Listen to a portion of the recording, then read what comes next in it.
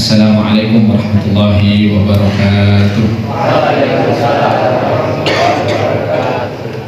Fadilatul Doktor Al-Habib Alawi bin Abdul Qadir Al-Idrus, kepada Bapak Camat yang kita semuanya hormati, Pak Niko Da Costa, juga kepada Ustaz Al-Akh Lutfi yang menjadi murafiq dan Habib Doktor, juga kepada para hadirin hadirat asatidah,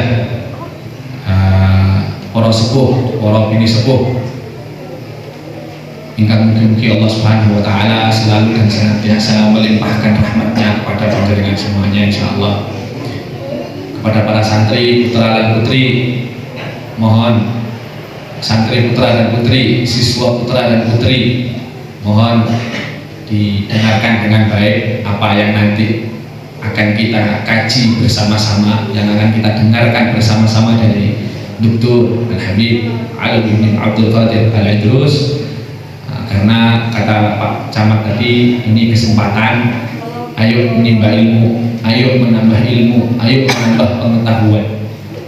Karena ilmu itu kalau mau ditimbang sungguh berat timbangannya ketimbang uang, ketimbang emas. Untuk dapat uang, untuk dapat emas butuh ilmu. Untuk dapat uang, dapat emas butuh ilmu. Jadi sejatinya ada sesuatu yang lebih berharga daripada uang, daripada emas, yaitu ilmu. Maka santri, santriwati yang ada di bawah, mohon didengarkan dengan baik. Setelah ini muhadharah, setelah ini ada pengajian yang akan disampaikan oleh beliau, temanya Isra Mi'raj. Semoga dengan acara ini kita semuanya nanti di akhir banyak mendapatkan kemanfaatan, banyak mendapatkan pengetahuan yang baru, banyak mendapatkan pula tambahnya rasa cinta kita kepada Nabi Muhammad, tambahnya pula rasa kecintaan kita kepada semua umat manusia, kepada sesama, kepada alam semesta, insyaallah. Amin amin ya rabbal alamin. Sallu ala Nabi Muhammad, sallu ala Nabi Muhammad. Ini santri-santri, siswa-siswa yang pegang HP, HP-nya diistirahatkan dulu ya, HP-nya diistirahatkan terlebih dahulu.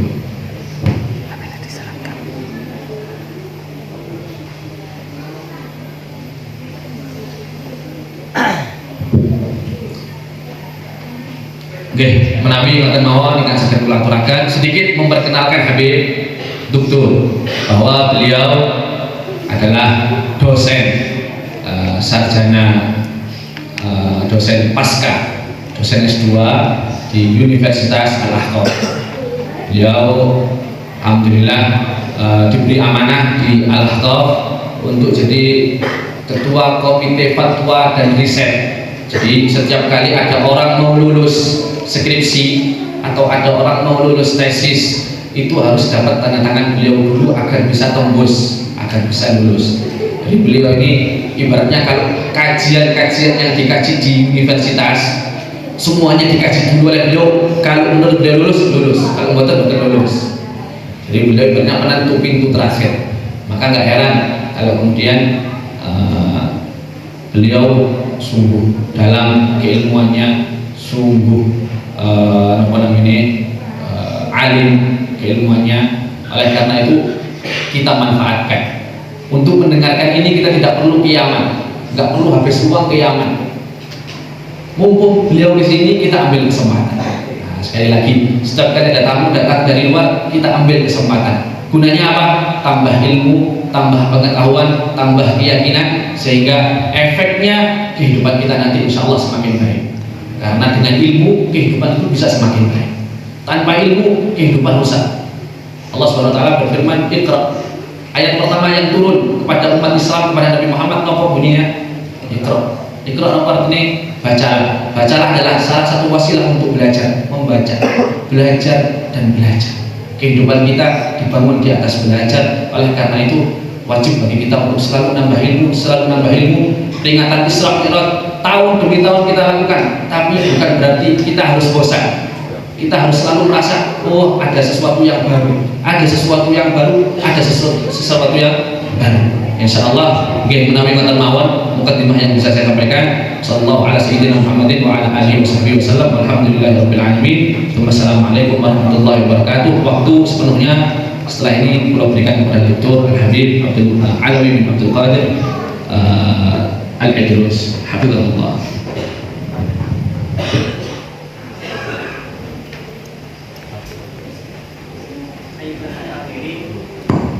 نحن نستمع إلى المحاضرة الدينية الذي يبلغ الشيخ الحبيب علوي عبد القادر الإدريس فليتفضل مشكورا. صلوا على النبي محمد. الحمد لله الواحد الأحد الفرد الصمد الذي لم يلد ولم يولد، والصلاة والسلام على أشرف الأنبياء والمرسلين سيد العرب والعجم سيدنا محمد صلى الله عليه وآله وصحبه وسلم. لا شك أن من نعم الله سبحانه وتعالى أن يجلس الواحد بين طلبة العلم، بين طلبة العلم الشرعي، بين طلبة ميراث الأنبياء، فإن الأنبياء لم يورثوا دينارا ولا درهما، وإنما ورثوا العلم، فمن أخذه فقد أخذ بحظ وافر. Bismillah. Beliau membuka dengan kalimat Alhamdulillah. Beliau memuji Allah Subhanahu wa Ta'ala yang telah berikan kepada beliau kesempatan untuk kemudian bisa duduk di tengah-tengah panjenengan semuanya, khususnya duduk di tengah-tengah para pencari ilmu, karena para pencari ilmu itu adalah penerus para nabi-nabi. Nabi berkata, al ulama warathatul anbiya, wal ulama lam yuwarrithu dinaran. Al anbiya lam yuwarrithu dinaran. Nabi-nabi itu tidak mewariskan uang, nabi itu mewariskan ilmu. Maka para pencari ilmu adalah para pewaris nabi, para pewaris nabi-nabi terdahulu. Oleh karena itu beliau bersyukur sekali duduk di antara panjenengan semuanya, khususnya para pencari ilmu, yaitu santri-santriwati atau siswa-siswi pondok pesantren An-Nur. أما بعد، فالله سبحانه وتعالى أكرمنا وإياكم في هذه المجالس وفي هذه الأيام وفي هذا الشهر المبارك شهر رجب بأمور ونفحات لم تكن في غيرها. وهكذا ربنا سبحانه وتعالى يهيئ للمسلمين من النفحات، من الجلسات، ومن الأزمنة ما يكون لهم قربة المولى سبحانه وتعالى، يتقربون بها يوما بعد يوم وشهرا بعد شهر، ولهم في كل أيام دهرهم نفحات مأمورون بالتعرض لها، كما جاء في الحديث عن رسول الله صلى الله عليه وآله وصحبه وسلم. Alhamdulillah, kata beliau, kita sekarang berada di bulan Rajab, bulan yang mana di sini ada momen yaitu turunnya banyak rahmat Allah Subhanahu wa Ta'ala.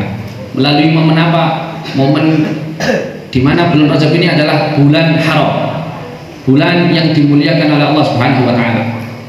Jadi termasuk 4 bulan yang penting di dalam 12 bulan Hijriah, bulan yaitu bulan Rajab. Jadi bulan Rajab adalah salah satu bulan haram. Setelahnya nanti ada Dzulqa'dah, ada Dzulhijjah, kemudian ada Muharram. Dan yang keempat adalah bulan Rajab. Maka bulan Rajab ini adalah bulan yang banyak sekali Allah SWT turunkan di dalamnya rahmat. Maka monggo sami-sami sarang-sarang mengambil, memohon kepada Allah agar betul-betul turunnya rahmat itu sampai kepada kita semuanya. ومن هذه النفحات ومن هذه الأيام هذا الشهر المبارك شهر رجب، فإنه يسمى بشهر الله الأصب لما يصب فيها من الرحمات على المسلمين في هذا الشهر المبارك، ويقال له شهر الله الأصم، وذلك لأنه كانت عادة الكفار قبل الإسلام أنهم يعيشون في حالة من الاقتتال، في حالة من التنافر، في حالة من التناحر، فجاءهم الله عز وجل بهذا الدين، دين الإسلام، فحول حالهم مما كانوا عليه من الحروب، مما كانوا عليه من التناحر، مما كانوا عليه من التنافر، إلى أن صاروا أمة واحدة يهدي الله بهم سبحانه وتعالى خلقه. فسمي هذا الشهر بالشهر الأصم لأنه تصم فيه الأسلحة، فلا يسمع فيها ذرع سيف، ولا يسمع فيها حركتهما لا حركة خير في غير سبيل الله عز وجل، وكان في الجاهلية معظما، فلما جاء الإسلام عظمه وزاد في تعظيمه، فهو أحد الأشهر الحرم التي يقول المولى سبحانه وتعالى فيها: إن عدة الشهور عند الله 12 شهرا في كتاب الله يوم خلق السماوات والأرض منها 4 حرم ذلك الدين القيم فلا تظلموا أنفسكم وقاتلوا المشركين كافة كما يقاتلونكم كافة واعلموا أن الله مع المتقين. Alhamdulillah, bulan Rajab saking mulianya bulan Rajab. Sesuatu itu kalau mulia biasanya namanya banyak.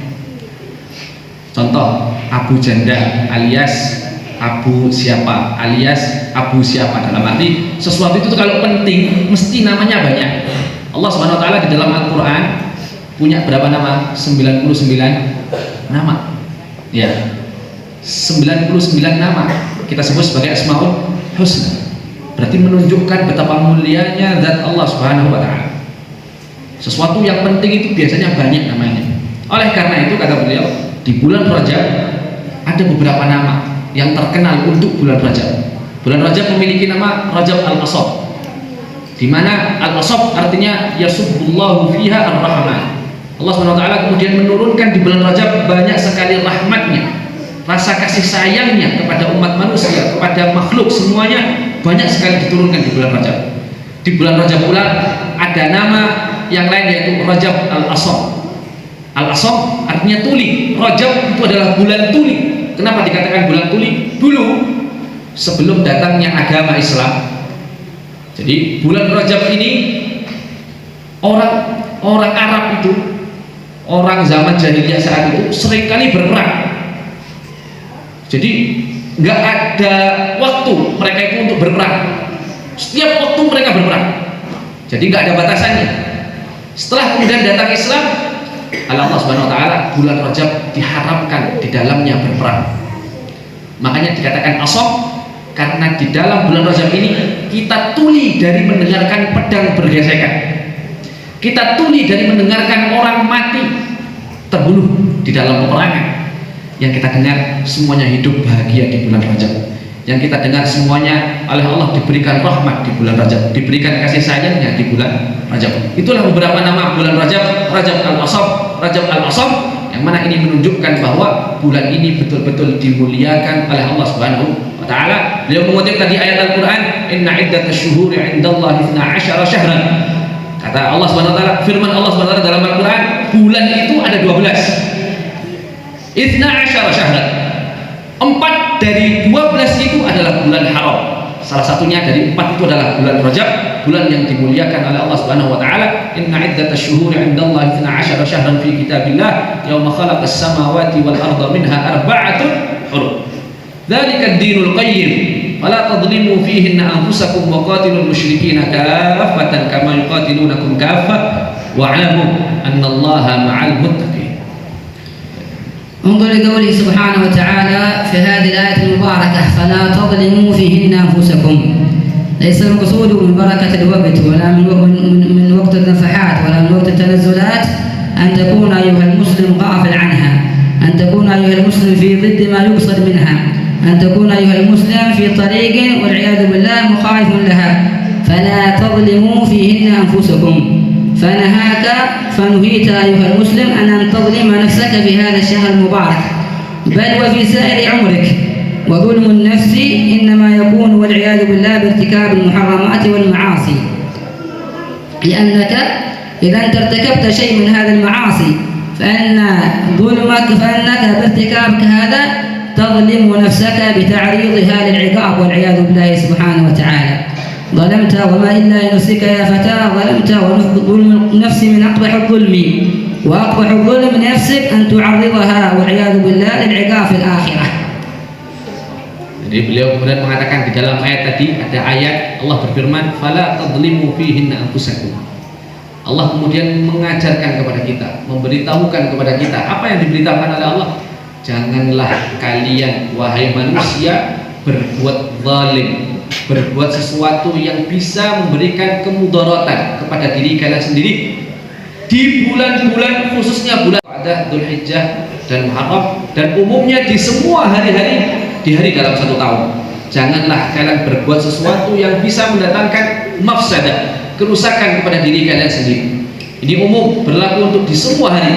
Karena sekali lagi, orang kalau berbuat sesuatu yang jelek, kata beliau tadi, orang kalau berbuat sesuatu yang mudarat, itu akan kena efeknya sendiri. Orang maling mesti yang kena efek bukan yang dimalingi saja, yang maling pun kena efek. Kenapa dia jadi maling? Namanya buruk, nama keluarganya buruk, anak-anaknya menjadi buruk namanya, semuanya kena efek ketidakbaikan. Gara-gara apa? Gara-gara perbuatan zalim. Karena sekali lagi, orang berbuat zalim, orang berbuat tidak baik, akan berlaku yang namanya efek kembali pada diri sendiri. Bukan hanya pada orang yang dizalimi, tapi pada yang menzalimi pun akan berlaku sesuatu yang tidak baik. وظلمك لنفسك أيها المسلم يكون والعياذ بالله بمخالفتك لأمر الله سبحانه وتعالى، بأن تترك شيئا من الواجبات أو تفعل شيئا من المحرمات. هذا ظلمك لنفسك، لأنك ستحاسب على ذلك وستعاقب على يوم القيامة. وأنت إذا تعودت في مثل هذه الأشهر في مثل أيام النفحات أن تحرص على أن تكون ممن يمتثل أمر الله عز وجل، فإنك حينئذ تعود نفسك على طاعة الله عز وجل، فيتحقق بك معنى التقوى لله سبحانه وتعالى في جميع حياتك. 12 شهرا كلها تكون فيها ممن يحرصون على منع أنفسهم من الوقوع في ظلم نفسه، على منع نفسك من الوقوع في المحرمات أو ارتكاب شيء أو ترك شيء من الواجبات. صلوا على النبي محمد. Sallu ala Nabi Muhammad. Beliau kemudian mengatakan bahwa yang namanya zalim, perbuatan tidak baik, itu adalah berlaku sesuatu yang kemudian tidak disukai oleh Allah Subhanahu wa taala, yang tidak diperintahkan oleh Allah Subhanahu wa taala. Itulah berlaku zalim. Jadi berlaku zalim itu adalah sesuatu yang dilarang oleh Allah kemudian kita lakukan. Sesuatu yang diperintahkan oleh Allah kemudian tidak kita lakukan, itu adalah perbuatan zalim. Maka dari itu beliau kemudian, maka di bulan Rajab ini ayo biasakan, jangan sampai kita di bulan Rajab yang dimuliakan oleh Allah ini kita berlaku zalim. Apapun yang kemudian diperintahkan oleh Allah Subhanahu wa taala, ayo kita laksanakan. Apapun yang kemudian dilarang oleh Allah Subhanahu wa taala, ayo kita hindari, jangan kita laksanakan. Karena sekali lagi, apapun yang diperintahkan oleh Allah itu baiknya untuk kehidupan dunia kita dan akhirat kita. Begitu juga sesuatu yang tidak Allah perintahkan atau bahkan Allah larang, itu buruknya akan terjadi pada kita di dunia, bahkan kelak nanti di akhirat. Oleh karena itu, monggo dimaksimalkan di bulan Rajab ini agar kelak kita nanti terbiasa menuju bulan Sya'ban, menuju bulan Ramadan, kita kemudian terbiasa melakukan hal-hal baik yang sudah kita mulai di bulan Rajab yang dimuliakan oleh Allah ini. وقد جعل الله سبحانه وتعالى في هذا الشهر المبارك ليلة عظيمة أبرز فيها وأظهر فيها مقام رسول الله صلى الله عليه وآله وصحبه وسلم، وشرع فيها لنا معشر المسلمين من العبادات ما يكون سببا لقربنا سبحانه وتعالى، وما يكون سببا لنجاتنا في دنيانا وأخرانا، وهي ليلة الإسراء والمعراج. Beliau kemudian mengatakan, sallu ala Nabi Muhammad. Oh, yang semangat lagi, sallu ala Nabi Muhammad. Anak SD, sallu ala Nabi Muhammad. Beliau kemudian mengatakan, di bulan Rajab ini ada satu momen yang mana ini merupakan bentuk kasih sayang Allah Subhanahu wa taala kepada umat manusia, kepada umat muslim secara khusus, bahwa Allah Subhanahu wa taala menurunkan momen ini di bulan Rajab. Momen yang seharusnya kita perlu kaji kembali. Kita perlu ingat-ingat kembali bagaimana sejarahnya. Kita perlu kontemplasi kembali, kita ambil kesimpulan dari kejadian itu, agar kemudian kita banyak mendapatkan pelajaran. Setelah kita mendapatkan pelajaran, kita mendapatkan banyak keberkahan kasih sayang Allah Subhanahu wa taala. yaitu momen apa? Kata beliau tadi, momen Al-Isra wal Mi'raj, momen di mana Nabi Muhammad SAW diperjalankan dari kota Makkah menuju kota Palestina, dari kota Palestina kemudian menuju ke hadirat Allah Subhanahu wa taala. Ini adalah sejarah besar, momen besar yang Allah jadikan terjadi di bulan Rajab. يقول ربنا سبحانه وتعالى: سبحان الذي أسرى بعبده ليلا من المسجد الحرام إلى المسجد الأقصى الذي باركنا حوله لنريه من آياتنا إنه هو السميع البصير. فقد رحل رسول الله صلى الله عليه وسلم وأسري به ليلا من بيت الحرام إلى بيت المقدس الذي هو محل وموطن الأنبياء قبله من بني إسرائيل، وعاد ثم بعد ذلك عرج به إلى السماء، ثم عاد بعد ذلك إلى قومه فأخبرهم بما أمر بتبليغه. توجه رسول الله صلى الله عليه وآله وصحبه وسلم من مكة إلى بيت المقدس، والتقى هناك بالأنبياء وصلى بهم إماما، ثم بعد ذلك عرج به صلى الله عليه وآله وصحبه وسلم إلى السماء كما قال عز ربنا سبحانه وتعالى: لنريه من آياتنا إنه هو السميع البصير. Beliau kemudian mengutip ayat Al-Quran. Allah SWT berfirman: Subhanalladzi asra bi'abdihi laylan minal masjidil haram ila al-masjidil aqsa alladzi barakna hawlahu linuriyahu min ayatina innahu huwas sami'ul basir. Bahwa perjalanan Isra Mi'raj sungguh penting, perjalanan Isra Mi'raj sungguh mulia. Allah berkata apa? Linuriyahu min ayatina. Isra Mi'raj begitu penting karena untuk kita tunjukkan kepada manusia akan kebesaran ayat-ayat kami, akan kebesaran kemudian kehebatan Allah Subhanahu wa taala. Mana mungkin ya, jarak antara Mekah dengan Palestina itu jarak 2 negara, jauh, bisa ditempuh dulu belum ada pesawat hanya dengan 1 malam saja. Apalagi kemudian dari Palestina menuju ke langit ketujuh. Mana mungkin itu terjadi kalau tidak karena kebesaran Allah Subhanahu wa taala. Maka di dalam Isra Mi'raj ini monggo mari diambil penuh makna yang besar, diambil pelajaran besar agar kemudian kita betul-betul mendapatkan banyak pemahaman, nilai-nilai baik yang kemudian terjadi pada kejadian Isra Mi'raj. ولا يستغرب مثل هذا، قد يقول قائل: كيف يذهب من مكة المكرمة إلى بيت المقدس ثم يعرض إلى السماء ثم يعود في نفس الليلة؟ اليوم العلم الحديث وما يكتشف اليوم من أدوات نقل ووسائل نقل تصدق هذا الأمر، فأنك تنتقل من منطقة بعيدة من اليمن مثلا إلى أندونيسيا في أقل من 10 ساعات، ما يقارب 9 ساعات فقط. هذا بالآلات الحديثة الموجودة اليوم، فكيف بقدرة الله سبحانه وتعالى؟ وقد ذكر أهل العلم أن إسراء رسول الله صلى الله عليه وآله وصحبه وسلم ثم معراجه إنما لم يكن فقط مجرد ماذا بروحه فقط، وإنما كان بالروح والجسد، ويدل على ذلك أمور. Bismillah, kata beliau bahwa mana mungkin dulu, sekali lagi Pulau Wangsuli, bahwa dulu nggak ada pesawat, orang perjalanan dari satu negara ke negara lain, orang haji saja dulu itu katanya sampai 4 bulan 5 bulan perjalanan haji ya, itu masih pakai kapal, belum pakai jalan kaki yang pakai unta, lebih lama lagi lah. Mana mungkin ada kejadian yang begitu janggal, seseorang dikatakan telah bepergian dari satu negara ke negara lain tanpa ada teknologi yang secanggih seperti sekarang, kalau tidak karena itu adalah kebesaran Allah Subhanahu wa ta'ala. Jadi betul-betul kebesaran Allah terjadi. Orang sudah diberangkatkan dari satu tempat ke tempat lain hanya dengan waktu singkat tanpa transportasi yang memadai.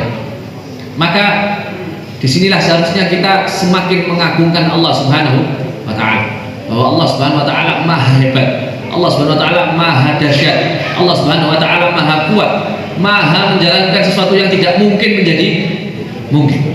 Para rawuh rahimakumullah, sallu ala Nabi Muhammad. Maka disinilah kemudian seharusnya kita berkaca. Oke, seharusnya kemudian kita mengambil pelajaran. Apa yang kemudian kita ambil pelajaran? Yaitu Nabi Muhammad SAW itu pergi bukan hanya ruhnya saja. Nah, kalau orang pergi ruhnya saja, ada kemungkinan ya, kalau sekarang ada di Indonesia, besok saya sudah ada di Amerika. Pergi ruhnya, pergi pikirannya. Artinya saya bisa saja membayangkan bahwa saya sekarang ada di Amerika, maka saya mengatakan saya sekarang di Amerika. Tapi yang terjadi apa? Orang-orang yang terjadi adalah di malam hari itu Nabi pergi ruhnya dan jasadnya berpindah tempat dari satu tempat ke tempat yang lain dalam waktu yang sekejap. Artinya apa? Bahwa kejadian Nabi ini Isra ini bukan orang ngomong ngawur. Ini kejadian yang betul-betul jasmani kita rasakan, seseorang pergi dari satu tempat ke tempat yang lain. Jadi sebagian orang mengatakan bahwa Nabi itu Isra itu hanya ruhnya saja. Nabi itu pergi ruhnya. Mungkin, makanya mungkin terjadi hanya dalam sekejap. Contoh pulau sekarang ada di Malang, kemudian sekarang pula saya sekarang ada di Surabaya. Mungkin kalau ruhnya atau pikirannya yang pergi ke Surabaya, tapi bukan itu yang dimaksud. Nabi yang pergi jasad dan ruhnya pergi dari Makkah ke Palestina, ke Masjidil Aqsa. Apa dalilnya kata beliau? ويدل على ذلك أمور. الأمر الأول أن الله سبحانه وتعالى عبر بعبده سبحان الذي أسرى بعبده، ولفظ العبد إنما يطلق على الروح والجسد ولا يطلق فقط على مجرد الروح. Dalil pertama bahwa Nabi Muhammad SAW itu pergi dengan jasadnya, pergi juga dengan ruhnya. Allah berkata dalam Al-Quran, Subhanalladzi asra bi'abdihi. Abdul itu bukan ruh saja. Abdul itu juga artinya jasad seseorang juga ikut bersama dengan ruhnya, sehingga Nabi itu pergi gesak kepala Nabi yang mulia, kaki Nabi yang mulia, seluruh anggota tubuh Nabi ikut pergi dari Mekah ke Masjidil Aqsa yang jaraknya 2 negara dalam waktu 1 malam. Ini menunjukkan bahwa Nabi pergi tidak hanya ruhnya saja, Nabi pergi juga dengan jasadnya. كما أن هذه الرحلة العظيمة المباركة رحلة بجسده وروحه صلى الله عليه وسلم حقيقة، وليس مجرد ماذا رؤيا منامية، بدليل أن الله سبحانه وتعالى يقول لقد رأى من آيات ربه الكبرى، لقد رأى من آيات ربه الكبرى. والرؤيا إنما تطلق على الرؤيا البصرية وليست الرؤيا المنامية. Dalil kedua, bukti kedua bahwa Nabi itu pergi dengan jasadnya adalah di dalam ayat lain Allah SWT berkata, laqad ra'a min ayati rabbihil kubra. Laqad ra'a, namanya ru'yah, namanya melihat, nggih pakai mata. Nggih napa mboten? Kebanyakan kita manusia nggih melihat pakai mata. Sebagian dari kita ada yang kemudian oleh Allah diberi karunia bisa melihat pakai hati nurani atau kita sebut sebagai basirah. Tapi kemudian Allah berkata, laqad ra'a min ayati rabbihil kubra. Nabi itu kemudian melihat keajaiban-keajaiban yang Allah tampakkan kepada Nabi Muhammad yang sungguh agung, sungguh besar. Apa saja keajaiban itu? Nabi Muhammad yang tahu. Allah tidak menjelaskan. Yang penting Allah berkata bahwa Nabi telah melihat sesuatu yang agung, sesuatu yang hebat dengan mata kepala Nabi Muhammad SAW. Bukan dengan tidur, bukan dengan mimpi, tapi Nabi melihatnya dengan mata kepala Nabi yang mulia, Nabi Muhammad SAW. ويدل على ذلك أنه لو كانت رؤيا منامية لما كذبه بعض كفار أو كذبه كفار قريش، لأن الإنسان لا يستبعد أن يرى في منامه أمورا يقضيها في أوقات قليلة، ولكن نجد كفار قريش إذ لم يعهدوا في تلك الأزمنة التي كانت مركوباتهم عبارة عن الإبل والبغال والحمير أن يقطعوا تلك المسافة الطويلة من مكة المكرمة إلى بيت المقدس ثم العروج إلى السماء في ليلة واحدة أو في بعض ليلة. فنجد منهم من كذب بعد أن كان قد آمن، فلو كانت رؤيا منامية لما كذب منهم من كذب. فهم اختبروا رسول الله صلى الله عليه وسلم حتى يروا ويعلموا صدق ما يقول، فأخبرهم صلى الله عليه وسلم بأمور كانت لهم في طريقها إلى بيت المقدس، عيرا كانت لهم ذهب منها جبل وكانوا يبحثون عنه، وأخبر رسول الله صلى الله عليه وآله وسلم بذلك، وسألوه متى تأتيهم العير فأخبرهم بأنها تأتيهم عند غروب الشمس وخرجوا ينتظرون الغروب وينتظرون العير فلما قال قائلهم هذه الشمس قد غربت قال الآخر وهذه العير قد أقبلت.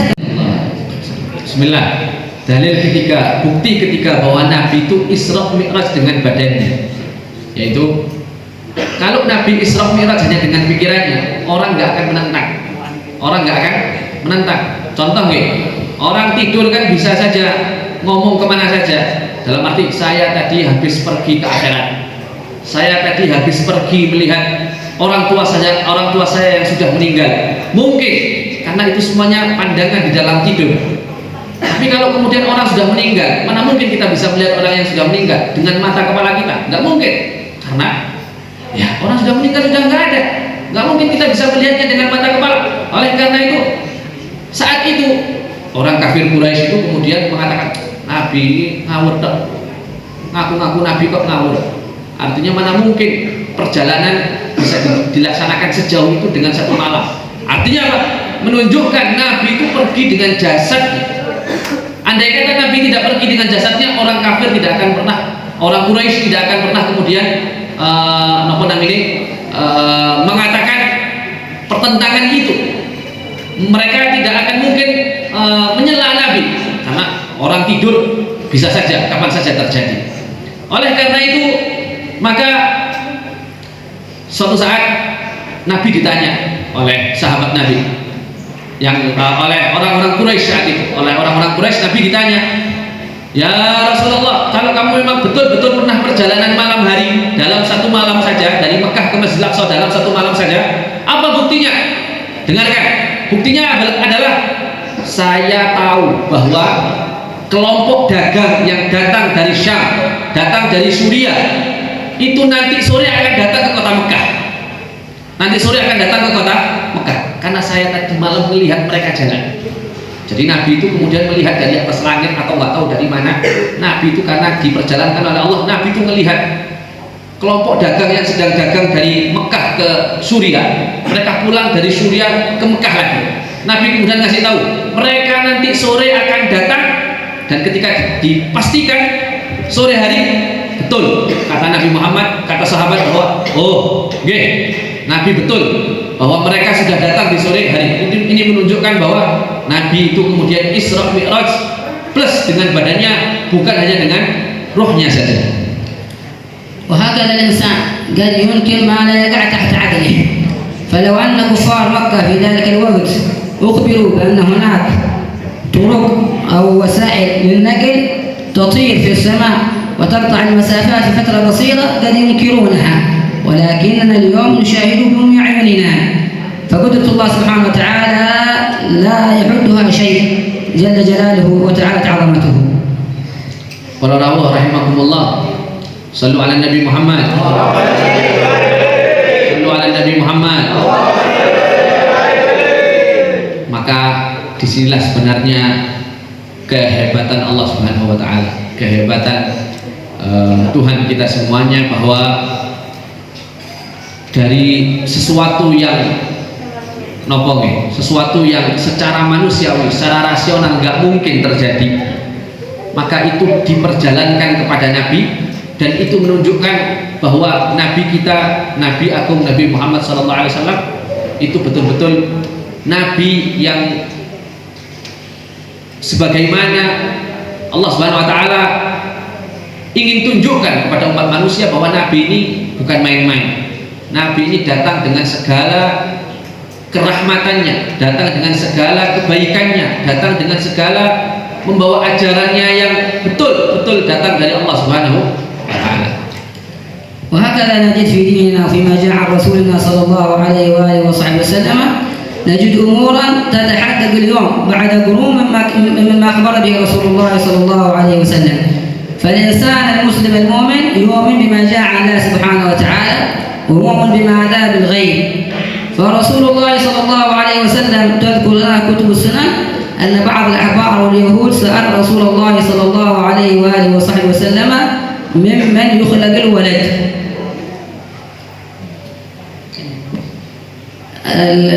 قلنا أن الإنسان يؤمن بما جاء عن الصادق، يؤمن بما جاء عن الله سبحانه وتعالى، وأن لم يكن أمرا يدخل تحت عقله.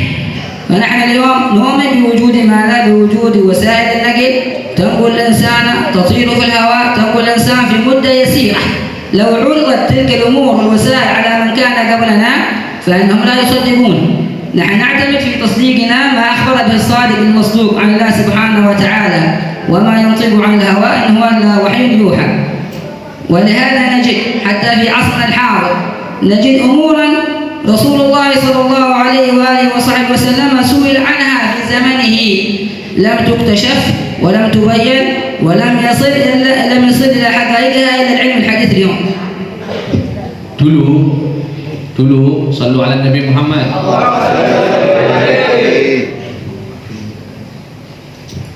Dulu bahwa keadaan seseorang itu berpindah dari satu tempat ke tempat yang lain, sekali lagi kata beliau, itu adalah hal yang mustahil sekali. Dulu hal yang mustahil. Orang dulu kemudian bisa ngomong jarak jauh. Saya di Indonesia, orang kemudian di Amerika ngomong jarak jauh seperti itu apa mungkin? Tapi sekarang semuanya mungkin. Sekarang ada HP, sekarang ada teknologi yang terbarukan. Ini menunjukkan bahwa sesuatu yang dulu seharusnya diyakini oleh umat Islam seharusnya juga diyakini pula sampai sekarang oleh umat Islam, bahwa Isra Mi'raj itu betul-betul telah berlaku dan telah pernah terjadi kepada Nabi Muhammad SAW. Harus yakin, umat Islam harus yakin bahwa Isra Mi'raj itu pernah terjadi. Jangan sampai ada yang meragukan itu semuanya, karena orang dulu saja meyakini itu. Kita sekali lagi, kita tidak tahu masa depan. Yang tahu masa depan adalah Allah Subhanahu wa Ta'ala. Kita juga tidak tahu tentang masa lalu yang terlalu jauh. Cerita Nabi Adam, cerita Nabi Ibrahim, cerita Nabi Ismail dan lain sebagainya. Kita tidak tahu. Dari mana kita mendengar cerita-cerita tentang mereka? Dari Nabi Muhammad SAW. Karena Nabi diberitahu oleh Allah sesuatu yang terdahulu dan sesuatu yang akan terjadi di masa depan. Oleh karena itu, monggo sarang-sarang tambah yakin, tambah beriman kembali kepada Allah, tambah beriman kembali kepada Nabi Muhammad SAW.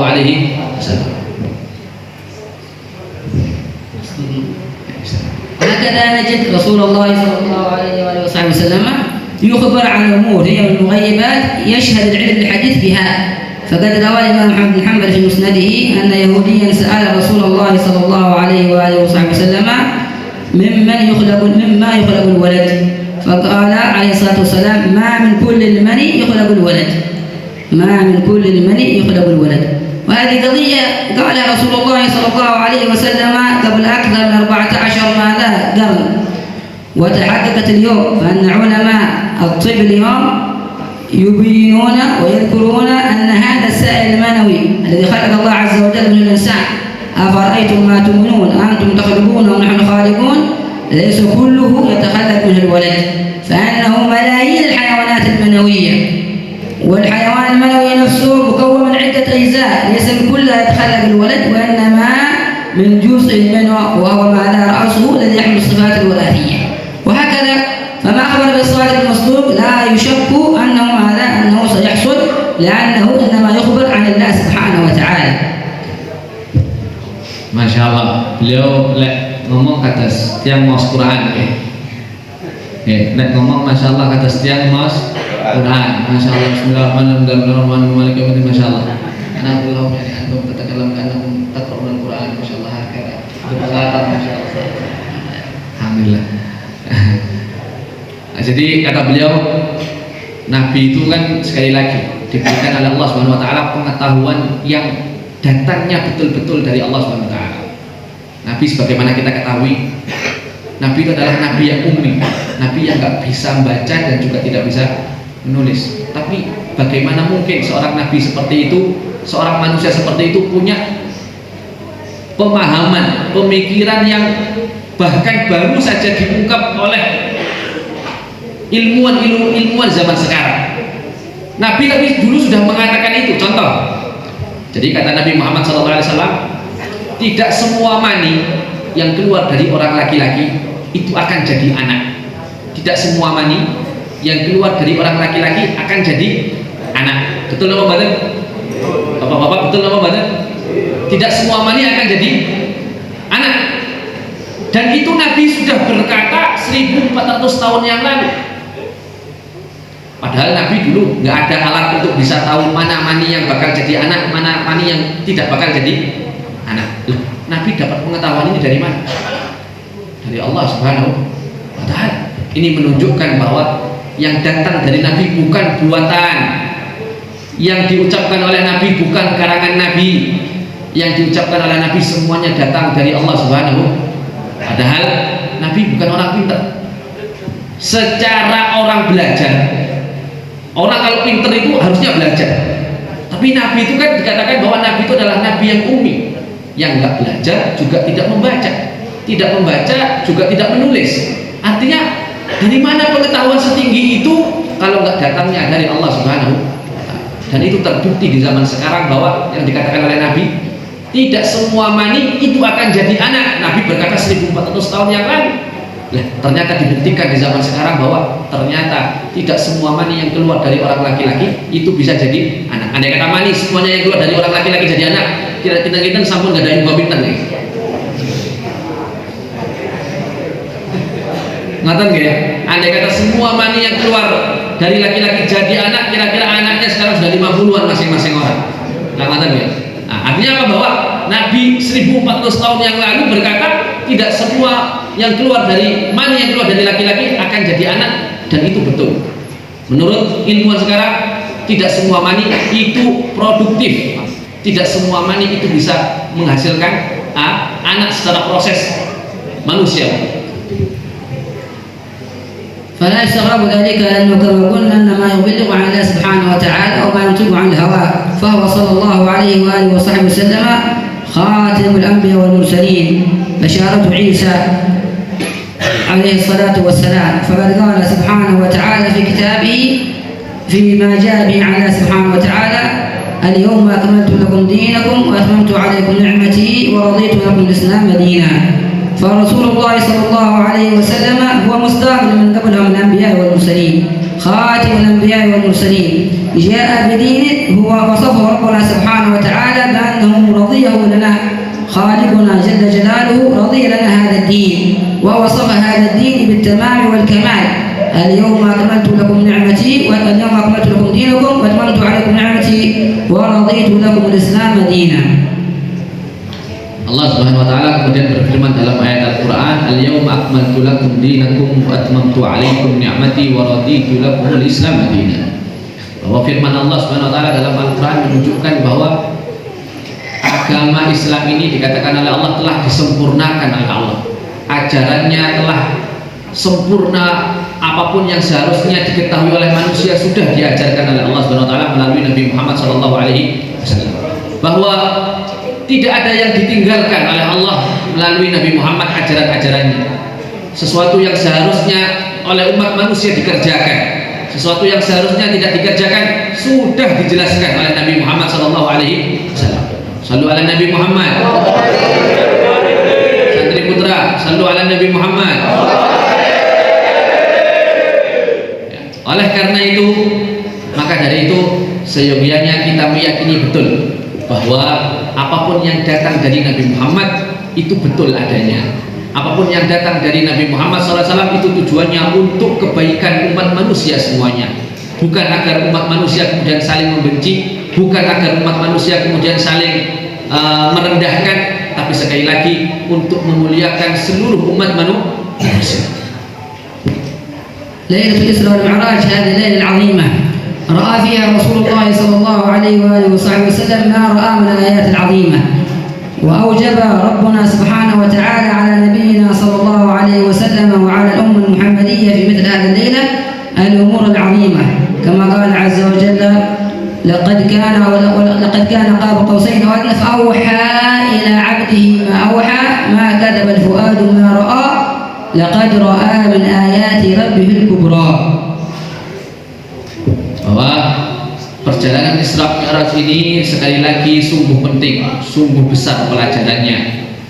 Allah SWT berfirman, "Tsumma dana fatadalla fakana qaba qausaini أو أدنى فأوحى إلى عبده ما أوحى ما كذب الفؤاد ما رأى أفتمارونه على ما يرى ولقد رآه نزلة أخرى عند سدرة منتهى. Bahwa Allah Subhanahu wa taala kemudian berkata, Nabi itu ketika dimi'rajkan, diangkat dari dunia menuju ke langit, yang dilihat oleh Nabi itu sesuatu yang tidak pernah manusia lihat. Dan apa yang dikatakan oleh Nabi betul-betul Nabi tidak pernah berbohong. Maka dzabal fuadu ma ra'a. Apa yang Nabi katakan itu tidak hasil bohong. Apa yang Nabi ucapkan tidak hasil Nabi ngarang, tapi semuanya betul-betul sesuai dengan kejadian yang Nabi rasakan, yang kemudian Nabi kabarkan kepada kita semuanya. Maka dari itu Isra Mi'raj adalah hal penting bagi umat Islam. Isra Mi'raj adalah peristiwa yang perlu kita yakini betul bahwa Nabi Muhammad SAW pernah diperjalankan oleh Allah dari Makkah Al-Mukarramah menuju Masjidil Aqsa, dari Masjidil Aqsa Palestina menuju ke Sidratil Muntaha, ke langit yang Allah Subhanahu wa taala yang lebih tahu. ومما أوحى الله عز وجل لرسوله صلى الله عليه وآله وصحبه وسلم مما يتعلق بنا معشر الأمة المحمدية إيجاب الصلوات الخمس، فإن وجوب الصلوات الخمس إنما وجب في ليلة الإسراء والمعراج، وقد كان وجوبها في البداية 50 صلاة، ثم لما رجع رسول الله صلى الله عليه وسلم وجد سيدنا موسى على نبينا وعلى سائر الأنبياء والمرسلين صلوات الله وسلامه عليه أجمعين، فسأله سيدنا موسى عما فرض الله تعالى على أمته، فأخبره بأن الله سبحانه وتعالى فرض على هذه الأمة 50 صلاة.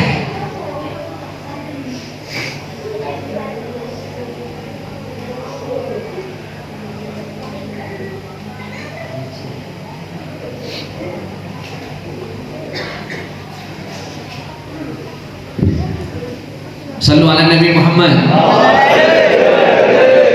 Saking pentingnya Isra Mi'raj, kita kemudian oleh Allah Subhanahu wa taala dihadiahi dengan Isra Mi'raj salat. Salat itu kewajiban yang kemudian oleh Allah Subhanahu wa taala Allah turunkan caranya Nabi ditimbali. Berbeda dengan zakat, berbeda dengan puasa, berbeda dengan haji. Kalau yang lain syariat itu turun, kewajiban itu turun, aturan Allah itu turun, Nabi di dunia. Tapi kalau sholat Nabi dipanggil ke atas, disuruh rawuh, disuruh datang. Ini ya Muhammad, aku ngekei sampean perintah sholat. Maka ini menunjukkan sholat itu tidak main-main. Sholat itu sungguh penting, sebagaimana di dalam hadis sholat adalah tiang agama. Maka dari itu kita perlu menjaga yang namanya sholat. فما زال رسول الله صلى الله عليه وآله وصحبه وسلم يراجع ربه حتى خففت من 50 صلاة إلى 5 صلوات، وجاء بالحديث أن لها أجر 50. انظر هنا إلى موقف سيدنا موسى على نبينا وعليه الصلاة والتسليم ورحمته بهذه الأمة وتصديق لما جاء به رسول الله صلى الله عليه وآله وصحبه وسلم، فأنه لما كانت الأنبياء يصدق بعضهم بعضا وأن الشرائع تنسخ المتأخر منها المتقدم، سأله سيدنا موسى عما فرض الله عليه في أمته، فأخبره بأنه أوجب عليه 50 صلاة، فقال له إني قد عاشرت بني إسرائيل وخبرت بني إسرائيل وهم أشد من أمتك فلم يطيقوا ذلك، فاسأل ربك التخفيف. ربنا كريم جواد معطي وهاب، خفف على الأمة وجوب الصلوات من 50 صلاة إلى 5 صلوات، لتكون تلك الصلاة أيها المؤمن صلة بينك وبين الله سبحانه وتعالى. فالصلاة صلة بين العبد وربه، ويدل على ذلك أنها شرعت في مقام الصلة، في مقام عالي، في مقام المعراج، وقرب رسول الله صلى الله عليه وآله وسلم ربه سبحانه وتعالى. Niki menawi informasi untuk Pak Camat Pak Camat. Dulu ketika Nabi Muhammad itu kemudian oleh Allah diperintahkan untuk pertama kali mengemban amanah sholat, itu sholat itu yang diwajibkan kepada umat Islam di dunia itu 50 kali. Jadi 50 kali ibaratnya zuhur 4, kemudian 12, 14, 17. Sekarang 17 rakaat. 5 kali dalam sehari 17 rakaat. Dulu awalnya itu 50 kali, Pak. Artinya nggak ada waktu untuk ngimudut, nggak ada waktu untuk belantik, nggak ada waktu untuk ke pasar, nggak ada waktu untuk tani, nggak ada, Pak. Semua umat Islam dengan sholat, Pak. Nah, kemudian Nabi Musa, saat Nabi masih ada di langit, Nabi Musa mengatakan kepada Nabi Muhammad, ya Muhammad, umatmu gak kuat sembahyang spring second. Lek opo te mangan, ya opo te tandur, ya opo te nggak mungkin. Nah, akhirnya kemudian oleh Nabi Musa diminta, Nabi Muhammad datang lagi kepada Allah SWT, minta kurangi, minta diskon kepada Allah SWT. Jadi agama kita ini nopo dalam arti ono ngenyangi pisan, Pak. Nah, gitu. Jadi minta aturan kepada Allah pun kenyang juga, Pak. Nah, jadi kita ini relatif, nggak sulit, fleksibel kita ini, Pak. Nah, dari situlah kemudian sekarang ini sholat hanya 5 waktu. Andai kata sholat masih 50 waktu, nggak ada waktu bangun rumah, nggak ada waktu untuk belantik, nggak ada waktu untuk pergi ke sawah. Wes pokok umat muslim mek dikongkon sholat. Ini menunjukkan bahwa Allah SWT kasih sayang kepada kita semuanya, kasih sayang kepada umat manusia semuanya, agar kemudian kita ini tahu kewajiban kita kepada manusia, juga kepada Allah SWT. Jadi tidak hanya fokus pada Allah, tapi juga harus kasih sayang kepada sesama manusia. هذه الصلاة التي يجب أن تكون صلة بينك وبين الله سبحانه وتعالى لابد أن تأمرك وأن تنهاك عما لا يرضاه المولى سبحانه وتعالى. إن الصلاة تنهى عن الفحشاء والمنكر ولذكر الله أكبر والله يعلم ما تصنعون. هذه الصلاة إذا قطعتها فقد قطعت الصلة بين الله سبحانه وتعالى، بينك وبين الله سبحانه وتعالى. فلهذا كان من شأن المصلي، من شأن المؤمن أن يبقي تلك الصلة بين الله عز وجل وبينه وبين الله سبحانه وتعالى، وأن تظهر عليه آثار تلك الصلة في أفعاله، في أعماله، في أقواله، فلا يترك شيئا مما أوجب الله سبحانه وتعالى عليه. Di dalam ayat Al-Quran Allah SWT berfirman, sallu ala Nabi Muhammad, inna salata tanha 'anil fahsya'i wal munkar. Salat itu punya faedah, bisa menjauhkan seseorang itu dari perilaku yang mungkar, perilaku yang tidak baik, perilaku yang terhina. Jadi kalau masih ada orang sholat tapi nyolong, berarti sholatnya betul-betul teman. Sholatnya masih main-main. Orang sholat tapi masih kemudian ngejek orang lain, menghinakan orang lain, merendahkan orang lain. Orang ini berarti sholatnya masih belum berfaedah, belum betul-betul sholat. Karena sholat itu saking mulianya, perintah salat Nabi sampai dipanggil ke atas. Dipanggil ke atas oleh Allah, kemudian diberitahu tentang faedah daripada salat, inna salata tanha 'anil fahsya'i wal munkar.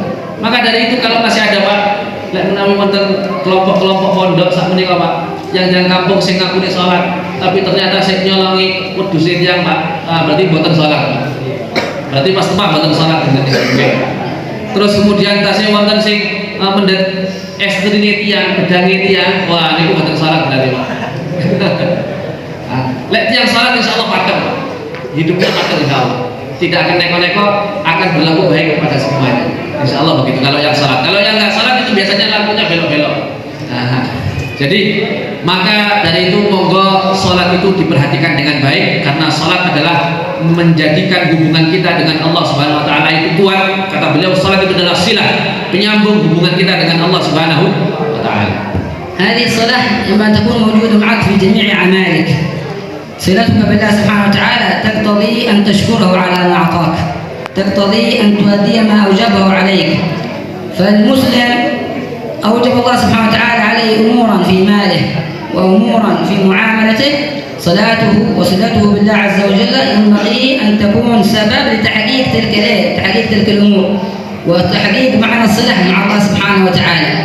فالمسلم من كان له زراعة وكان له مال من الغنم وغيره أوجب الله تعالى عليه فيه الزكاة، وأوجب أن تكون زكاته للمستحقين ويدفعها لله سبحانه وتعالى. فهو جل جلاله هو الذي أنبت لك الحرث، يضع منا الواحد منا بذره وحرثه في الأرض، ثم يسقيه، لكن من ينبته؟ من يجعله على ما ترى من ماذا من أشجار مخرجة للفواكه ومخرجة للثمرات الطيبات؟ سبحان الخالق ربنا سبحانه وتعالى. ولهذا يقول عز وجل: أفرأيتم ما تحرثون أأنتم تزرعون أم نحن الزارعون لو نشاء جعلناه حطاما فظلتم تفكهون. Para rawuh rahimakumullah, untuk menjalin hubungan dengan Allah Subhanahu wa taala itu shallu ala Nabi Muhammad, perlu ada pada setiap kondisi kita, perlu ada pada setiap kegiatan kita, perlu ada pada setiap perilaku kita. Kenapa demikian? Karena begini hakikatnya, kita ini kan hidup, semuanya kehidupan kita datang dari Allah Subhanahu wa taala. Kita hidup, bagaimana kita bisa punya ruh, hidup umur sampai 50 tahun. Apakah kita ini meminta? Apakah kita ini nanti bisa menentukan kapan kita mati? Tidak. Ini menunjukkan bahwa kita ini harus selalu punya hubungan dengan Allah. Kita makan, contoh kata beliau tadi, kita makan. Makan itu yang menumbuhkan makanan siapa? Allah. Yang menumbuhkan padi siapa? Allah. Yang kemudian memberikan kepada kita ayam agar bisa kita sembelih dan kita makan siapa? Allah.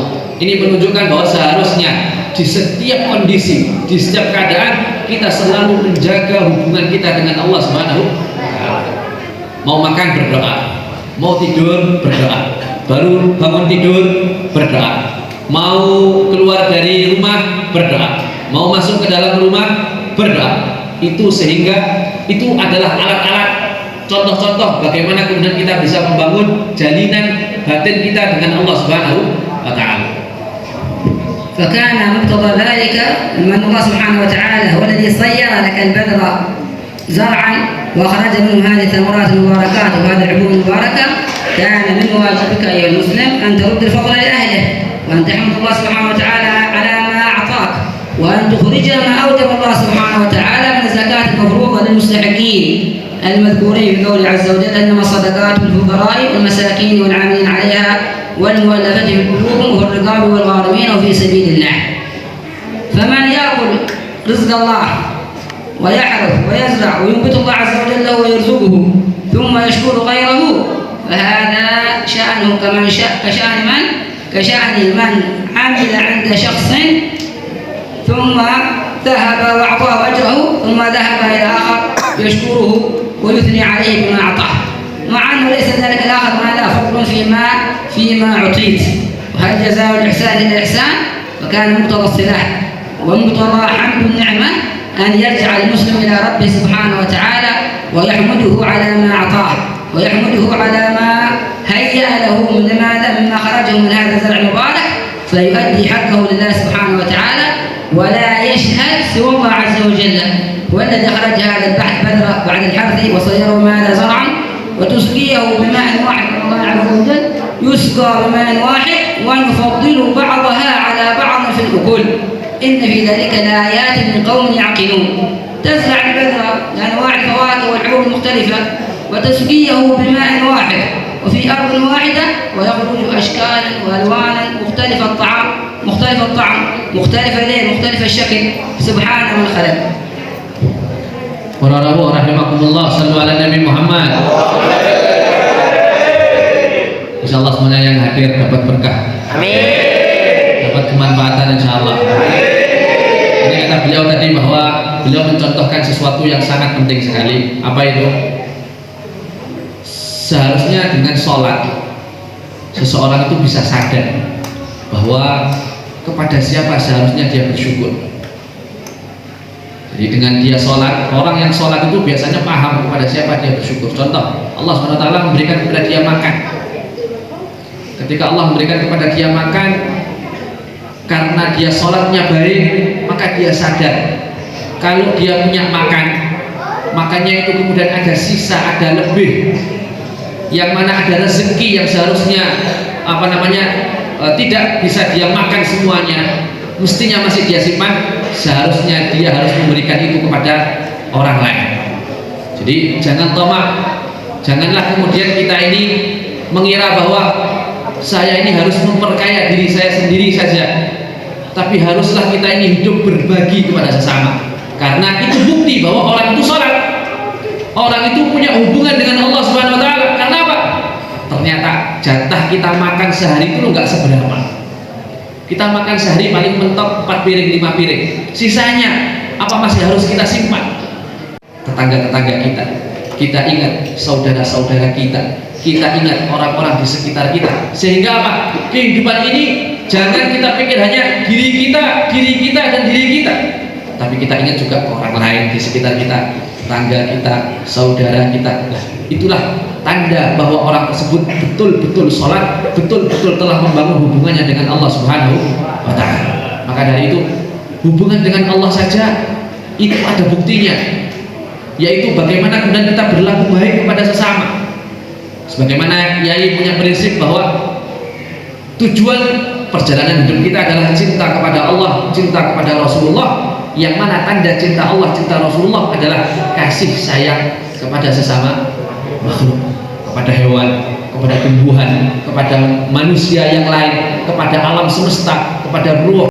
Dan itu menunjukkan bahwa orang yang sudah muncul rasa kasih sayang, rasa berbagi, rasa mengerti kepada hubungan antara manusia dengan manusia yang lain, manusia dengan alam semesta, maka orang itu betul-betul telah menjalankan salat dengan baik. ومن كرم الله سبحانه وتعالى وفضله وجوده الذي أخرج لك هذا الزرع أنك إذا قمت بحق الله سبحانه وتعالى فيه وأخرجت ما وجب الله سبحانه وتعالى لك ما وجب الله تعالى فيه فإنه يثيبك على ذلك يوم القيامة. الزرع هو الذي أخرجه، وأنت إنما ماذا فقط أقمت الأسباب، ومع ذلك كله يثيبك على ذلك. هذا الثواب الذي تقوم به يوم القيامة إذا مت وخرجت روحك من جسدك وانتقلت من عالم الدنيا الذي تعيش فيه وتأكل وتشرب، انتقلت إلى عالم الأرواح، إلى عالم البرزخ، حيث معك لا أكل ولا شرب ولا انتفاع مثل هذه أمور الدنيا، يثيبك الله سبحانه وتعالى عليها في الآخرة يوم القيامة. فالإنسان في هذه الدنيا يعيش، فإذا مات انتقل من عيشة إلى عيشة أخرى، من عيشة الدنيا ومن حياة الدنيا إلى حياة البرزخ، وحياة البرزخ مختلفة كليا عن حياة الدنيا. قال أهل العلم أن الروح في الدنيا تابعة للجسد، تتألم بتألمه وتلتذ بما يلتذ به، ولكن ما بعد عالم الدنيا من عالم البرزخ ينعكس الحال وينقلب الجسد تابع للروح. فلهذا لا تحتاج الروح بعد انتقالها من عالم الدنيا إلى عالم البرزخ ما يحتاجه الجسد في هذه الدنيا، فلا تحتاج إلى طعام ولا إلى شراب، وإنما هو عالم آخر يختلف بالكلية عن هذا العالم في الدنيا، ثم ينتقل بعد ذلك بعد البعث والنشور إلى عالم الآخرة.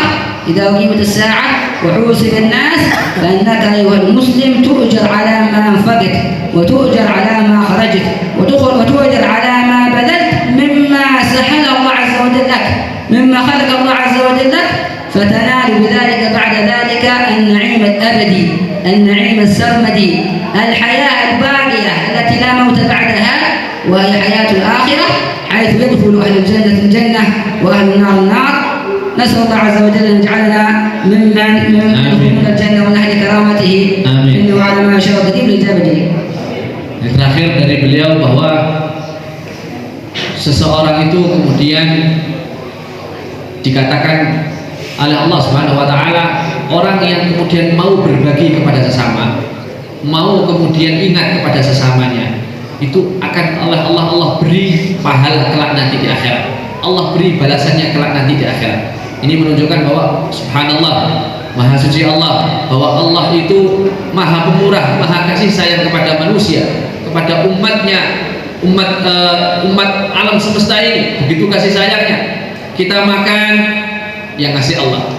Allah kemudian ketika kita mau berbagi kepada sesama, oleh Allah masih Allah beri pahala kelak nanti di akhirat. Allah balas kelak itu nanti di akhirat. Artinya apa? Kita itu kemudian hanya perlu menjalankan apa yang diperintahkan oleh Allah. Jadi seandainya saya kemudian diberi sesuatu oleh Pak Camat, kemudian Pak Camat memerintahkan saya untuk memberikan kepada anak saya, ya, Pak Camat kemudian bilang kepada saya, Pak, kalau kamu memberikan jajan ini kepada anak Bapak, akan saya beli sesuatu yang lebih daripada itu. Maka Pak Camat mempunyai sifat yang sungguh baik. Pak Camat mempunyai sifat yang sungguh kasih sayang. Pak Camat memiliki sifat welas, memiliki sifat betul-betul kaya, betul-betul ingin memberikan yang terbaik kepada saudaranya. Ini menunjukkan bahwa Allah Subhanahu wa taala pun sama. Allah memberi kita makan. Setelah memberi kita makan, menyuruh kita untuk membagi kepada sesama. Setelah membagi kepada sesama, setelah kita mau membagi kepada sesama, Allah pun memberikan hadiah pahala, memberikan hadiah kebajikan. Artinya apa? Semuanya datang dari Allah, kemudian semuanya diberi oleh Allah, dan semuanya mendapatkan pahala bagian dari Allah Subhanahu wa taala. Ini menunjukkan bahwa Allah Subhanahu wa taala Maha Kasih, Maha Sayang kepada kita semuanya. Maka kata beliau, nas'alullah, kita minta kepada Allah semoga Allah Subhanahu wa taala menjaga kita semuanya dari hal-hal yang tidak diinginkan oleh Allah, dari hal-hal yang tidak diridhai oleh Allah, dari hal-hal yang tidak diperintahkan oleh Allah Subhanahu wa taala, insyaallah. Amin amin ya rabbal alamin. وكما ذكرها العلم في الإسراء والمعراج من آيات لا يكفي الوقت لذكرها ولا لبعض منها، لكن من أهمها ومن أعظمها هذه الصلة التي بناك الله سبحانه وتعالى. فأنت المحتاج لله عز وجل، وربنا عز وجل غير محتاج لك. يا أيها الناس وأنتم الفقراء إلى الله والله هو الغني الحميد. فأدم الصلة بينك وبين الله سبحانه وتعالى. نسأل الله عز وجل وفقنا كل خير، واجعلنا من أهل الخير، واجعلنا من أسناد مجالس مباركة، وأن وفقنا ما يحب ربنا ويرضاه، واجعلنا من أهل التقاه، وأن يعيد علينا هذه المناسبات وهذه الأفراح وهذه الشهور العظام في خير وعافية، وبارك لنا في شهر رجب شعبان، وبلغنا رمضان، واجعلنا من صوام وقوام وقضاء وبلاء وشراء وجراء من النار. ونسأل الله عز وجل يغفر لنا ويسعدنا ويسهل قلوبنا، ويجزي الظالمين على هذا المعهد المبارك كل خير وكل جزاء، وأن يرحم أمواتهم وأمواتنا وأموات المسلمين أجمعين، والعفو منكم والعفو عن الإطالة. Terakhir kata beliau bahwa pesan beliau di momen Isra Mi'raj ini, mari kita tumbuhkan lagi nilai kesadaran kita akan pentingnya sholat. Karena dengan kita melakukan sholat dengan baik, kita kemudian beribadah kepada Allah dengan baik, insya Allah semua urusan dunia kita, semua urusan keagamaan kita, semua urusan kehidupan kita di dunia ini oleh Allah akan diberikan baik kalau kita mau sholat dengan baik. Jadi kuncinya ada pada sholat. Kalau sholatnya baik, insya Allah kehidupan dunia akan baik, apalagi kehidupan akhirat. Sallu ala Nabi Muhammad. Menawi ngoten mawon sanjangi beliau tadi juga mendoakan, intinya mendoakan, masya Allah banyak hal kita amini, semuanya sudah kita amini. Kita tahu artinya atau nggak tahu artinya, pokok kita sudah amini. Intinya beliau meminta hal-hal yang baik, dan itu terakhir kata beliau mohon maaf kalau terlalu panjang, terlalu penyampaian beliau tadi jelimet mungkin bagi sebagian orang, muter-muter buatan nama-nama. Mungkin apapun yang disampaikan oleh beliau betul-betul kita ambil pelajaran, betul-betul kita ambil nilai-nilai baik, sehingga menambah keilmuan, menambah keyakinan kita kepada Allah Subhanahu wa taala. Nggih menawi ngoten mawon, sallallahu ala sayyidina Muhammadin wa ala alihi wasallam. Walhamdulillahirabbil alamin. Wassalamualaikum warahmatullahi wabarakatuh.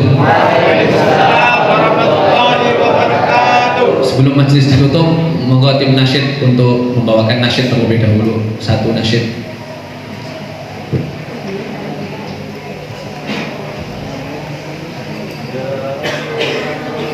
Nanti setelah nasyid beliau ingin mendengarkan satu pertanyaan saja. Jadi monggo yang mau nanya boleh bertanya, tapi beliau membatasi satu pertanyaan saja agar enggak lama-lama, karena beliau melihat ini sepertinya udah pada capek ya, tadi udah sekolah. Jadi beliau nanti ingin satu saja pertanyaan, entah dari siapapun, monggo satu pertanyaan saja setelah nasyid. Bismillah.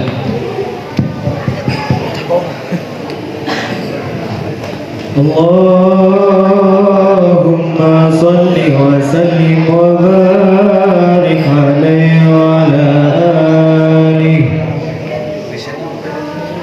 ya habibana Ali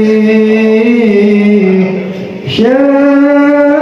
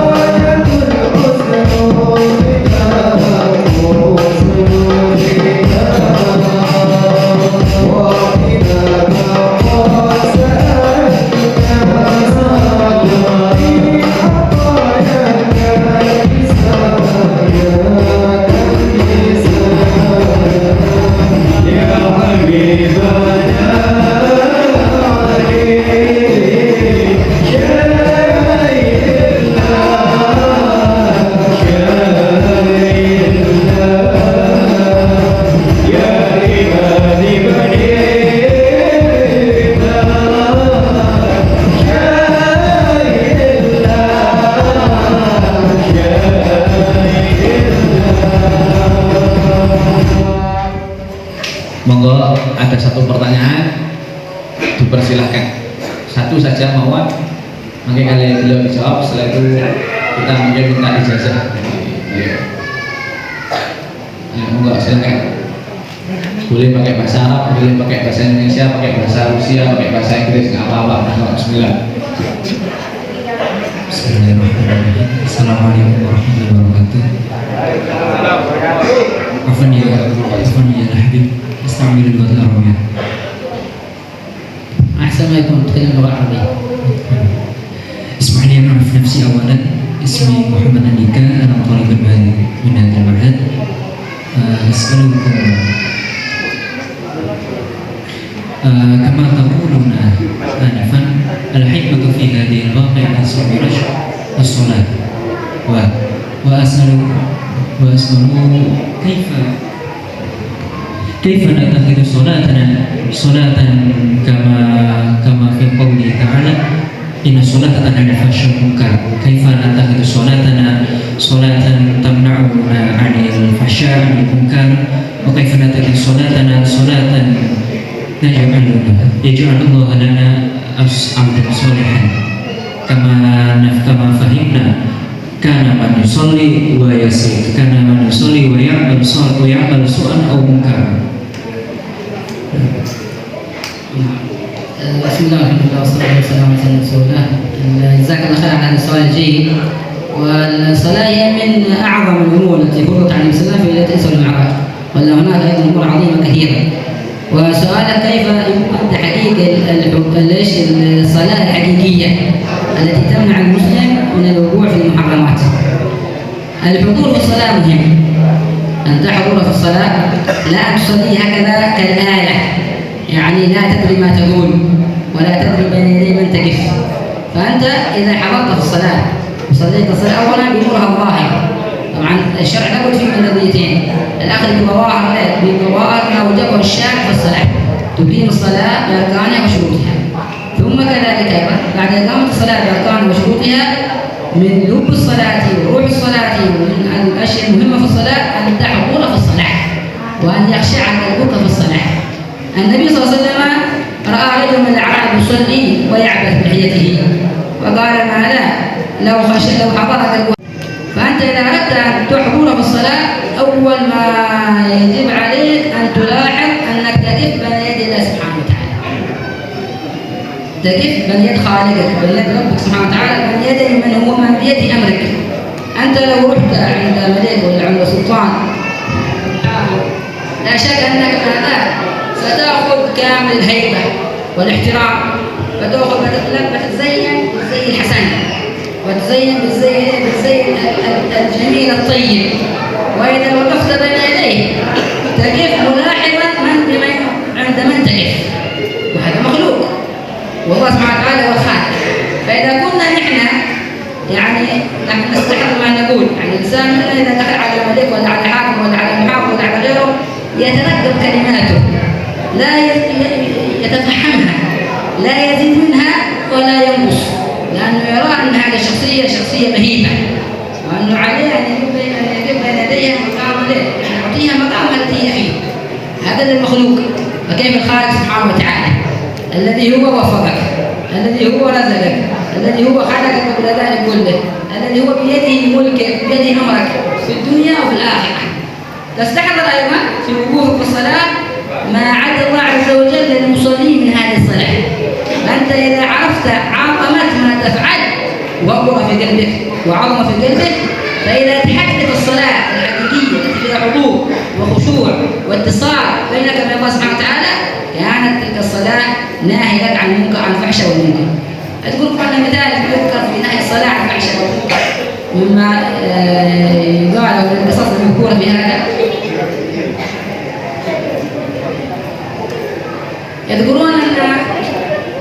كان يطلب امرأة يفعل بها الحرام وكان تاب منه ولا تريد وتنهى عن ذلك، ولكن يعني ماذا ألح عليها فطرته، فاشترطت أن تكون هذه حكيمة عالية، اشترطت عليه حتى تمتثل أمره وتمتثل مراده أن ماذا أن يصلي 40 صلاة يحضر فيها تكبيرة الحرام عليها فقط لا غير، أن يواظب على الصلاة مدة 40 يوم يحضر فيها ماذا تكبيرة الحرام مع الإمام. وصاحبنا هذا لرغبته في المرأة ويرى أن هذا أمر هذا نفسه ترغب إليه وتطلبه من ذات الدنيا الفانية، فإذا كان آخر عقاب والعياذ بالله فهي من مهلكات، نسأل الله السلامة. صاحبنا هذا لما كان عنده رغبة في أن يحصل على ما يريد امتثل الأمر وذهب إلى المسجد وصلى مع الإمام وأكمل 40 يوم ولم يأتي المرأة. سألت عن المرأة ماذا ما جيت تأخذ طلبك ومقصودك؟ قال ماذا لا أريدك أنا في غنى عنك. صار ذلك الأمر اللي كان يريده من أقبح ما يريد، فنهته صلاته عن ماذا؟ صلاته عن الفحشاء والمنكر، لأنه تصلي صلاة ماذا أمر في نفسه عظيم وهو تلك المرأة، فأن تقصد من صلاتك أمر عظيم وهو النجاة من النار، أن تكون صلاة بينك وبين الله عز وجل، وأن تلاحظ حتى تستطيع أن تحضر أن تفهم أن تسمع أن تعلم ما تقول، أن تلاحظ أنك تقف بين يدي الله سبحانه وتعالى.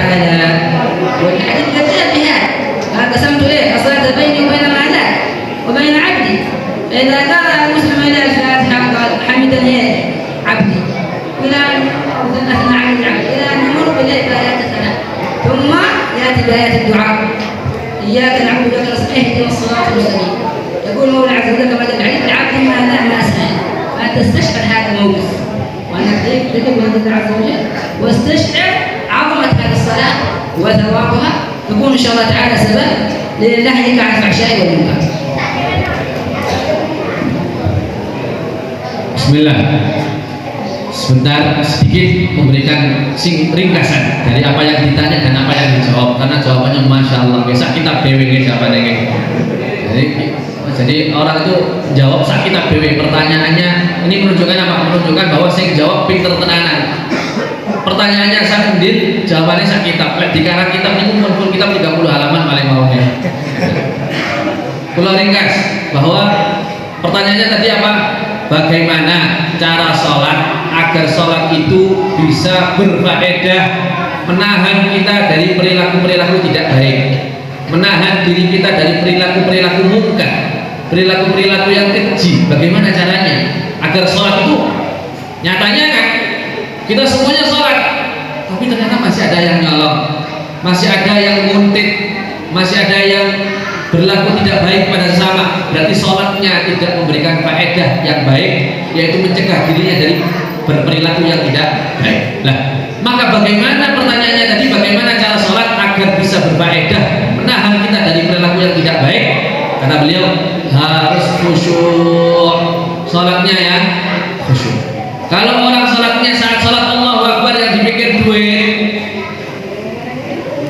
sholatnya nggak nganterin apa-apa, sholatnya nggak bisa menyambungkan dirinya dengan Allah, sholatnya, maka dari itu kata beliau yang terpenting sholat itu harus khusyuk, seakan-akan kita hadir di hadapan Allah Subhanahu. Kalau kita hadir saat sholat di hadapan Allah Subhanahu wa Ta'ala, layaknya kita hadir di hadapan Pak Camat. Kalau di hadapan Pak Camat kita masya Allah digluk-digluk, apalagi di hadapan Allah Subhanahu. Harus lebih digluk lagi, harus lebih khusyuk lagi agar sholatnya berfaedah, agar sholatnya kemudian bisa mengantarkan kita menjauhi perbuatan-perbuatan yang tidak. Nah itu ringkasannya, insya Allah mengatakan cekap pertanyaannya dan jawaban dari beliau. Kita sekarang minta kepada beliau ijazah ammah, ijazah wirid, okay? Jadi agar kemudian sirah ijazah, wirid-wirid yang kita baca bersambung sanadnya kepada Rasulullah Sallallahu Alaihi Wasallam, agar keberkahan yang turun seharusnya pada wirid turun juga kepada kita semuanya melalui sambungnya ibaratnya sambung ijazah, sambung sanad itu nyambung kabel listrik. Kalau kemudian kita kesambung kabelnya dengan orang yang punya sambungan listrik, maka kita hidup. Tapi kalau kita punya kabel, kabelnya nggak nyambung sama orang yang punya kabel yang punya listrik, ada aliran listriknya, maka percuma. Kabelnya mati, nggak akan bisa menyalakan apa-apa. Maka itulah pentingnya ijazah, itulah pentingnya sanad, agar kemudian kabel yang kita miliki sambung dengan kabel yang orang punya tegangan listrik, yang mana tegangan listrik itu datang langsung dari Nabi Muhammad SAW, agar hati kita hidup, agar hati kita mencintai Nabi, agar hati kita mencintai Allah Subhanahu wa Ta'ala. Dr. ya Habib, bagaimana dengan ijazah al-amal bil awrad atau bi ayyi syai' alladhi sayujizuna? Iya.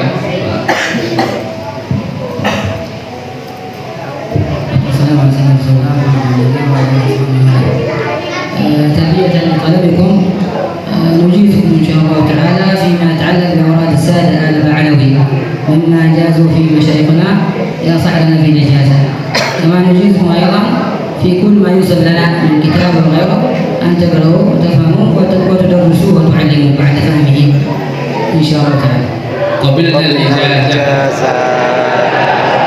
قبلنا الإجازة. Alhamdulillah. Berarti pulau kalian jenengan sambung kepada Dr. Al-Habib Alawi bin Abdul Qadir Al-Idrus. Beliau punya sanad sambung kepada gurunya punya sanad sambung kepada gurunya sambung kepada Nabi Muhammad sallallahu alaihi wasallam. Alhamdulillah, berarti pulau kalian jenengan tambah mantep nih.